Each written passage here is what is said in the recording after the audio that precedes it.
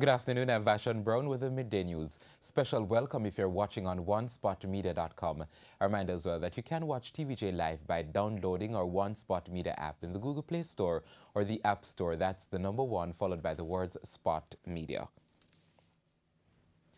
3 students were taken to hospital in St. Elizabeth this morning after a motor vehicle crash along the Rocky Hill Main Road in the parish. The crash happened shortly after 7 o'clock. It's reported that the students were in a taxi traveling from Santa Cruz towards Lacovia at the time of the crash.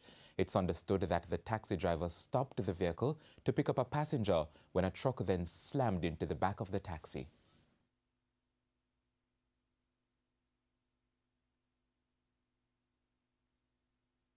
I help take up some school children book, some magazine student book, because they have a book on the old fridge and the liquid the old fridge the book and everything. But she dramatized them down with a doctor or something. So I don't know how to go on. The Ocho Rios police in Santana are still probing the death of 65-year-old Juta tour operator Bonita Folks. He's from an Upton district address in Ocho Rios. TVJ News has learned that about 8 a.m. on Monday, Folks was driving his Toyota Mark II car along the Calda Gully Main Road in Ocho Rios when he hit a culvert. He reportedly exited his car and started to inspect it when he lost his balance and fell about 50 feet in the raging water in the gully. Mr. Folks died on the spot. The fire department and the police were on hand to take the body out of the water. Some illegal immigrants were this morning granted Jamaican citizenship by the Passport, Immigration and Citizenship Agency, PICA. In the ceremony, which took place at the Police Officers Club on Hope Road, 167 persons were granted citizenship, while 40 were sworn in. The individuals granted citizenship included persons from India, Nigeria, Cuba, the United Kingdom, China, among others. Some individuals were granted citizenship by naturalization. In the meantime, the Security Ministry in a tweet said, quote, "We will be declaring early next year an amnesty for 1 year for some 20,000 persons who are living illegally in Jamaica," end quote. It further stated that, quote, "We want to give them an opportunity to become legal citizens and continue to contribute as they have to the upliftment of Jamaica," end quote. The 2 cruise ships expected to dock at the Falmouth Pier in Trelawney this afternoon will not be affected by the recent collapse of the North-South Highway. Now, senior advisor and strategist in the Tourism Ministry, Delano Sivright, says while the collapse has caused major problems, the ministry will work to ensure the arriving tourists are not inconvenienced. I can assure you that the police high command, they're aware of the situation, and they are at this time discussing the matter and the implications of it. But I'm sure that as soon as the meeting is through, our senior officers, particularly DCP Bake, might be able to answer that and all the other questions you might have. The National Works Agency says persistent rainfall contributed to this section of the highway collapsing. Tourism Minister Ed Bartlett has responded to concerns raised by vendors in the Ocho Rios Craft Market in St. Anne. Mr. Bartlett says despite the vendors' concerns, construction work for the establishment of an artisan village will start in January next year. TVJ's Shamela Mitchell has that story. A few years ago, the Tourism Ministry unveiled plans for the construction of an artisan village in Ocho Rios, St. Anne. Tourism Minister Edmund Bartlett says the village will be a one-stop shop for authentic Jamaican food, music, heritage, and craft. He says the current craft market concept in Jamaica is inadequate to showcase and sell the Jamaican experience to visitors. However, vendors who operate out of the Ocho Rios Craft Market have not bought into the idea. They feel that they will be relocated and other persons will take over from them. Therefore, they insist on not moving. But Tourism Minister Edmund Bartlett says the planned development has to go on. Well, the point is that we have to look at how best to manage our space and where to enable better access and also to offer seamlessness in the operation. And so when Ocho Rios is being organized as a town, as Montego Bay has to be organized as a city, we have to determine what goes. And if they have to be removed, they will be removed to a place that will be better for them. Another concern was that sometimes when a ship comes in with over 4,000 tourists, they would probably get only 6 of that number. Minister Bartlett says he's also aware of those concerns. There are some marketing problems that they have with competitiveness, which is difficult for us to respond to.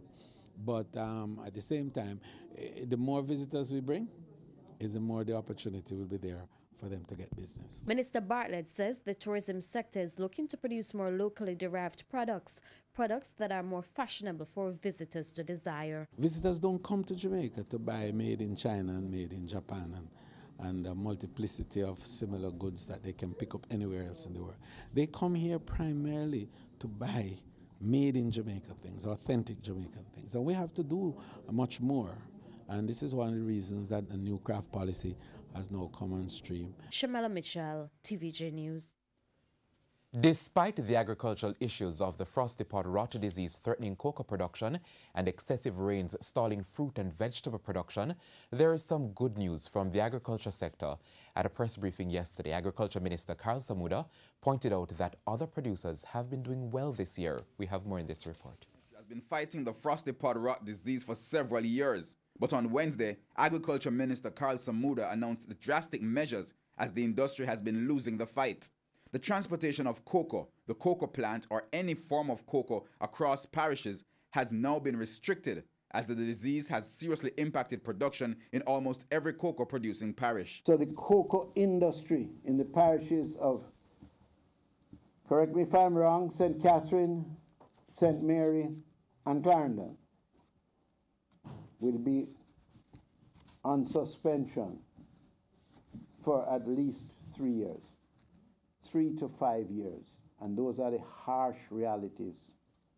He announced that the recent rains have also stalled production for most fruits and vegetables, and so the ministry has started importing some of these produce to meet the usually high demand in the Christmas season. In light of these factors, no growth is projected in the sector for the last quarter of this year. However, Mr. Samuda announced that animal produce has been doing well for 2017.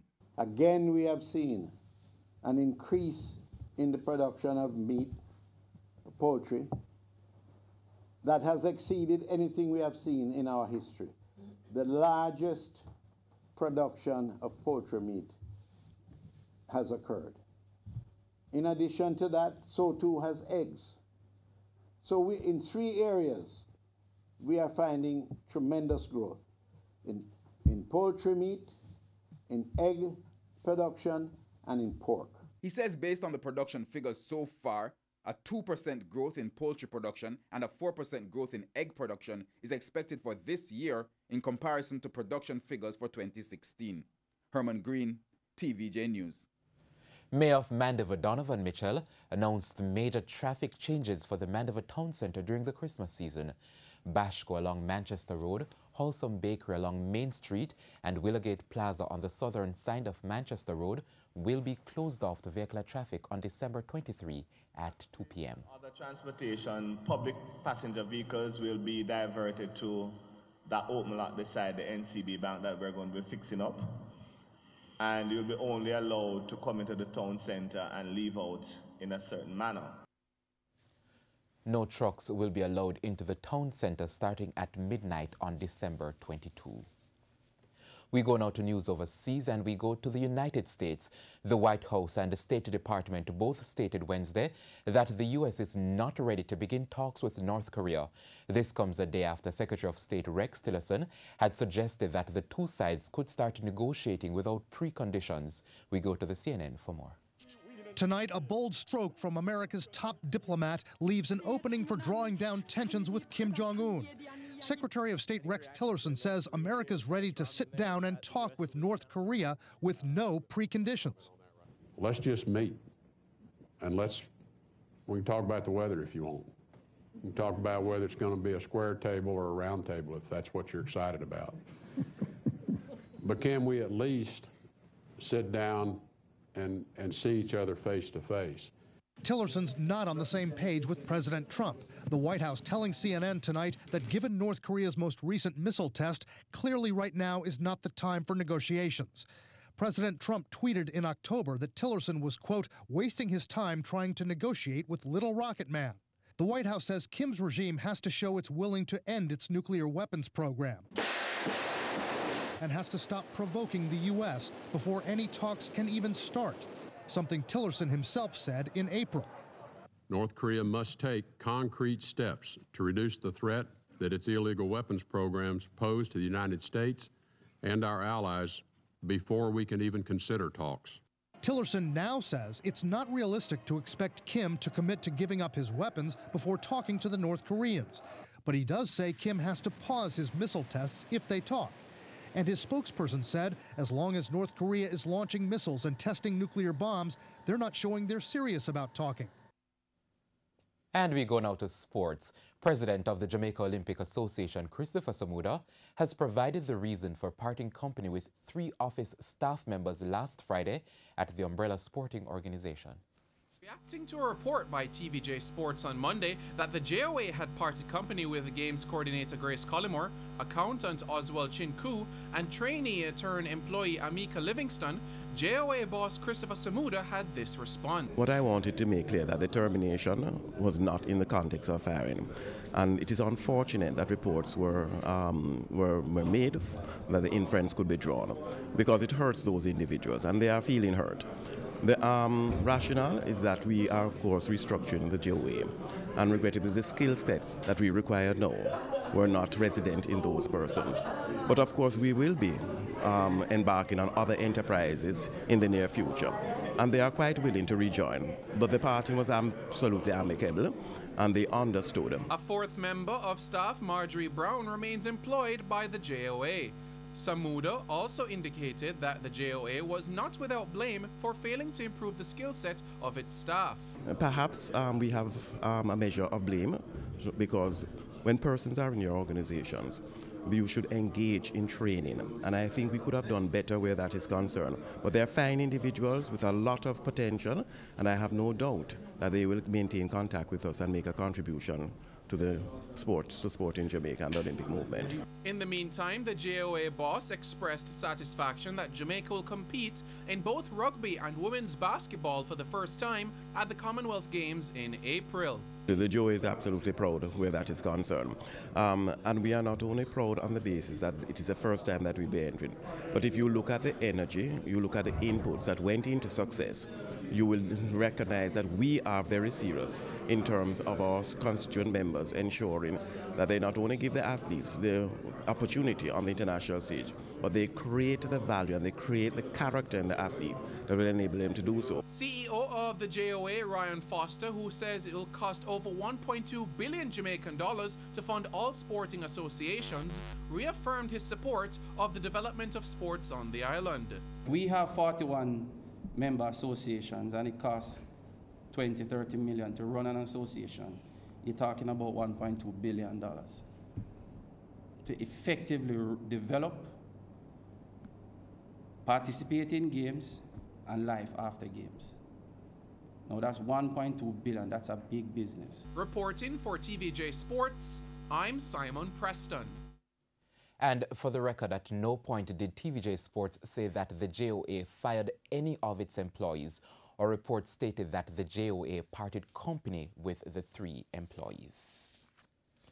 And that's the Midday News. I'm Vashon Brown. Join us at 7 for a primetime news package. On behalf of the news, sports and production teams, have a good afternoon.